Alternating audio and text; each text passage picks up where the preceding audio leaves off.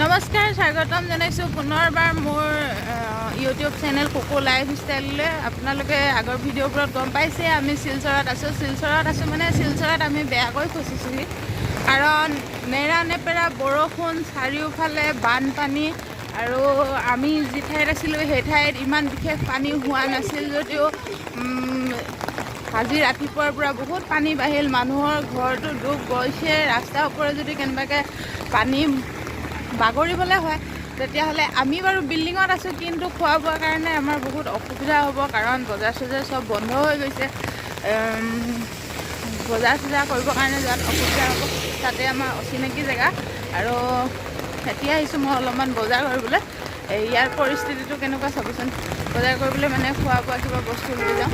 পানীৰ কাৰণে বহুত অসুবিধা হৈছে। কাৰেণ্ট নাই, কাৰণ প্ৰায় ট্ৰেন্সফৰ্মাৰবোৰ তলেই গৈছে পানীৰ তলত। সেইটো কাৰণে চাগে কাৰেণ্টটো দিব পৰা নাই। এতিয়া অলপ বজাৰ কৰি চাওক, খেনে ফুটুকাৰে বাঢ়ি অহা পানীয়ে কেনেকুৱা এটা ৰূপ ধাৰণ কৰিছে।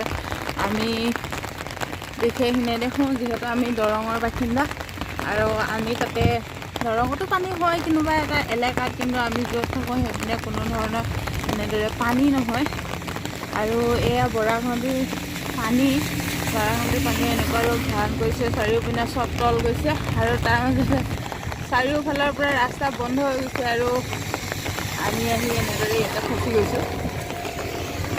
বিশেষকৈ খোৱা বোৱাৰ ক্ষেত্ৰত বিশেষ অসুবিধা হ'ব আমাৰ কাৰণে, কাৰণ পানী বাঢ়ি অহাৰ লগে লগে কমিউনিকেশ্যন চপিনৰ পৰা বন্ধ হোৱাৰ লগে লগে বস্তু বাহানিৰ দামো বহুত বাঢ়ি গৈছে। আৰু আমি আহিছিলোঁ মাত্ৰ কেইদিনমানৰ কাৰণে, গতিকে আমাৰ বিশেষ প্ৰব্লেম হৈ যাব। মই অকলে ওলাই আহিলোঁ। বৰষুণৰ বতৰ, মেঘো গাজি আছে। কালি গধূলিৰ পৰাই পূৰা বতাহ ধুমুহা দিছিলে, আৰু এতিয়াও এই বৰষুণ নেৰানেপেৰা বৰষুণ এৰা কোনো নামেই লোৱা নাই। আৰু খালি গধূলিৰ পৰাই কাৰেণ্ট নাই। আমাৰ তাতে পানীৰ বিশেষ প্ৰব্লেম হৈছে। চিনটেক্সেৰে পানী দিছেহি যদিও মানে আমি আছোঁ তিনতলাৰ ওপৰত, ওপৰলৈ উঠাই নিবলৈও প্ৰব্লেম হয়, আৰু বাচন বৰ্তন ধুবৰ কাৰণে আমাৰ বিশেষ অসুবিধা হৈছে। সেইটো কাৰণে আমি ডিছপ'জেল নিবৰ কাৰণে আহিছোঁ। একচুৱেলি ওচৰত দোকান নাই, বহুত দূৰ আহিব লগা হৈছে। মোটামুটি 1 কিলোমিটাৰ আহিলোৱেই চাগে মই। বাৰু এতিয়া ডিছপ'জেল লৈ লওঁ। বহুত দূৰ অহাৰ পিছত এখন গ্ৰ'চাৰী শ্বপ পাইছোঁ, আৰু ইয়াতে মই অলপমান বজাৰ কৰি লওঁ। আহি খোৱা বোৱা কৰি ল'লোঁ। এতিয়া আমি যাম অলপমান ওলাই যাম মানে কি আৰু ৰাস্তাই ওলাই যাম। কিমান বানপানী পৰ্যবেক্ষণ কৰোঁগৈ আমি গোটেইকেইটাই গৈ, কাৰণ ৰুমত সোমাই থাকি অলপমান আমনি লাগিছে। আজি বিশেষ ডিউটিও নাই, সেইটো কাৰণে অলপমান ওলাই যাম বুলি ভাবিছোঁ। আমাৰ চবে পূৰা সাজি কাচি ওলাই আছে, যাওঁ ৰেডি হৈছে চবে ৰাস্তাৰ ফালে ওলাই যাবৰ কাৰণে।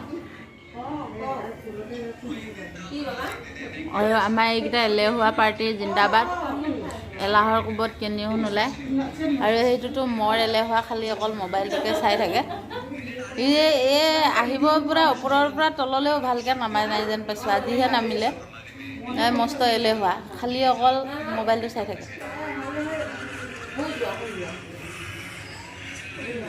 বাৰু বলক যাওঁ কৰিবলৈ। ভাগ্যে আমাৰ মৰমৰ বাইদেউ, আমাৰ মৃণালী বা, মায়া আৰু মিলি বাইদেউ আহি আছে। যদি নাথাকিলেহেঁতেন আবাজে অৱস্থা কি হ'লহেঁতেন। কিবা কৰি এওঁলোকৰ মুখৰ সাহসতে আমি ইয়াতে আছোঁ। আৰু এতিয়া বলক চাওঁ। আজি পৰিস্থিতিটো অলপমান বেয়া ফালে ঢাল খাই গৈ আছে, কাৰণ বৰষুণ এতিয়াহে এৰিছে। ৰাতি এদিনা খালি বৰষুণ অকল বৰষুণে দি আছে। তথাপিতো পানী বহুত বাঢ়ি আছে।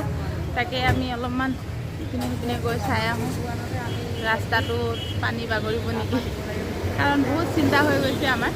বলকচোন যাওঁ, চাওঁগৈ। এইপিনে চাওক পানী কিমান বাঢ়িছে। এই ব্লু কালাৰ তলত থকা সেইটো দেখিছে যে কাৰেণ্টৰ পোষ্টত, সেইটো ট্ৰেন্সফৰ্মাৰ তলৰ সেই মেচিনটো ৰাতিপুৱা প্ৰায় 1 বেগেটতকৈ বেছি ওলাই আছিল, আৰু এতিয়া সম্পূৰ্ণ বুৰ গৈছে। এনেকৈ পানী বাঢ়ি আছে, আৰু মানুহৰ ঘৰবোৰ চাওক না কিমান তল গৈছে। এইখিনি হৈছে আমি থকা ফ্ৰণ্টৰে দৃশ্য। ৰাস্তাটো ওখ আছে, হ'লেও আমাৰ অকণমান ওপৰৰ পৰা দেখিলে ভয় লাগে। তাকে আমি চাই মানে চিন্তাত পৰি গৈছোঁ।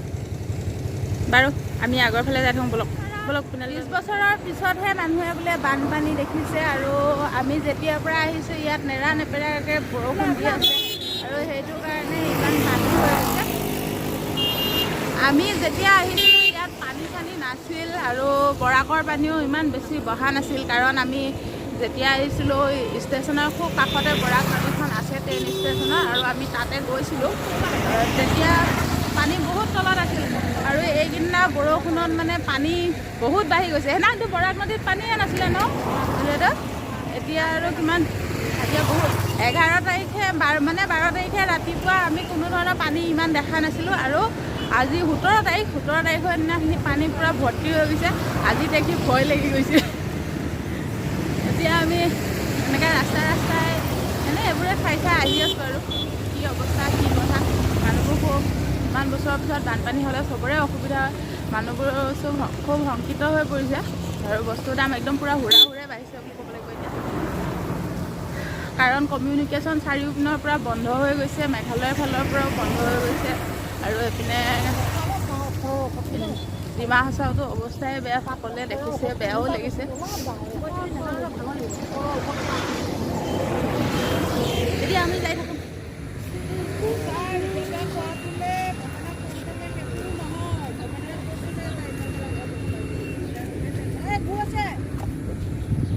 নহয় মাটি ৰঙা মাটি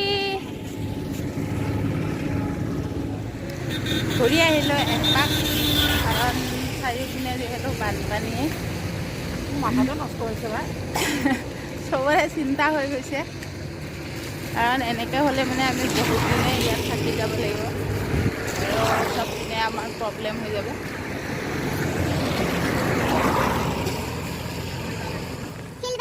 চব নষ্ট বানপানীয়ে উঠুৱাই লৈ গৈছে, কাৰণ এইখিনিতে এইখনৰ নদী এটা ধাৰ বাগৰি আছে। বেয়াও লাগে, বহুত নষ্ট হয় মানুহৰ বানপানী আহিলে। শিলৰ কৰি চাইডতে এয়া চাওক, কাৰণ এইখন মই এখন দলঙৰ পৰা আছোঁ, আৰু নদীৰ এটা সুতি চাগে এইপিনে বাগৰি আছে। নদী সুতিয়ে হ'ব লাগিব এইটো, বৰা নদীৰ পৰা ভাটি এইটো চাগে আছে, নহ'লে নদীখনে।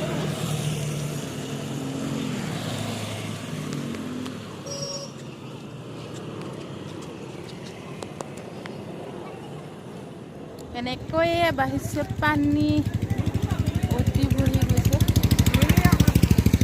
আৰু আমি আৰু অলপ ৰ'দ ওলাইছে, বৰষুণ যাই এৰিছে, এনেই অলপ এটা ৰেঙনি আনিছে। ইয়াৰ পৰা ইমানখিনিৰ পৰা যদি ৰ'দ দিলেহেঁতেন সুখ পালোহেঁতেন, কাৰণ আমাৰ কাৰণে বিশেষ বিপদ হৈ যাব। আমাৰ কাৰণে বুলিয়ে নহয়, আমাৰ নিচিনা বহুত মানুহ আহি চাগে শিলচৰত ফচি আছে, আৰু তেওঁলোকে যাবৰ কাৰণে অসুবিধা হ'লে সোনকালে ৰাস্তা পদূলিবোৰ যদি ক্লিয়াৰ হয় তেতিয়াহ'লে ভাল হ'ব। তাকে কামনা কৰিছোঁ, ভগৱানৰ ওচৰত তাকে প্ৰাৰ্থনা কৰিছোঁ। ভিডিঅ'টোনো আৰু কি দেখাম, বিশেষ একো নাই। আজিলৈ ভিডিঅ'টো ইমানতে সামৰিছোঁ। যদি ভিডিঅ'টো চাই ভাল পালে লাইক কমেণ্ট শ্বেয়াৰ কৰি দিব, আৰু চেনেলটো ছাবস্ক্ৰাইব কৰি দিব, আৰু কাষতে থকা বেল আইকনটো টিংকৈ বজাই দিব।